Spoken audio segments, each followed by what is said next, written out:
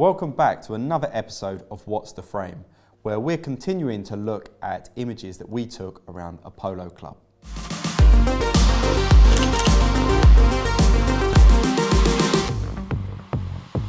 In this episode, we're looking at an action shot that we took whilst at Guards Polo alongside our clients, White Horse Contractors. And what we wanted to do is really showcase the newly completed project whilst someone was actually using it.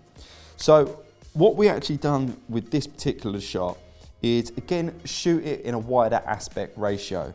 Because the ground is so long and so vast compared to, say, a football pitch or a rugby pitch, we wanted to really emphasize that horizontal. So we shot this in 16:9 yet again, rather than 4:3, which would have given us a more square frame. I think all too often, a lot of the time, people are looking for sharp images across the whole frame.